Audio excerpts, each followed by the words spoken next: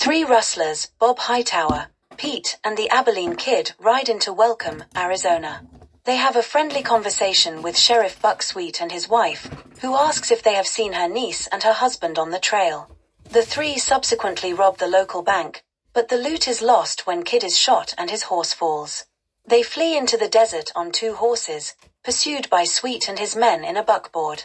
Sweet shoots a hole in their water bag and then turns back to the depot. The fugitives come within sight of the railroad's water tank, only to see Sweet station a guard there. Doubling back to Terrapin tanks, a granite sump at the edge of the desert, the robbers lose their horses in a sandstorm. Desperate for water, they find the tanks dynamited by a tenderfoot, who disappeared chasing his thirsting horses. In a covered wagon nearby lies the man's wife, Sweet's niece, who is in labor. While Pete helps with the delivery, the other two laboriously collect water from nearby cacti. Many hours later, the woman has a boy, whom she names Robert William Pedro Hightower after her benefactors. Before dying, she exacts a promise from them to save him and be his godfathers. Moved, the three desperados keep their vow. They find a chest filled with baby things, condensed milk, an advice book, and a Bible. Pete offers Bob the Bible for guidance, but Bob slaps it aside. Kid, certain that a higher power guided them there, compares the baby to the infant Jesus in the manger and themselves as the three wise men.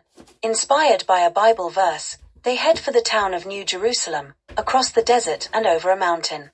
The posse later comes upon the abandoned wagon, and recognizing the possessions of his niece-in-law, Sweet believes that the fugitives killed her and sets out for revenge. When they cross a salt flat, Kid collapses and dies. Once past the flat, Pete trips, breaking his leg. He asks Bob to leave him his pistol, 4 coyotes. As Bob walks toward the mountain, he hears a single gunshot. Staggering through a ravine, Bob finally falls, but in his delirium the ghosts of his two friends refuse to let him give up. Finding a donkey and her colt at the end of the ravine, he uses them to reach New Jerusalem, where he stumbles into a cantina to get drinks for himself and the baby. Just as Sheriff Sweet catches up with him, Bob collapses from exhaustion. Bob is jailed in Welcome, but with his heroic rescue of the baby, the entire town has become sympathetic towards him.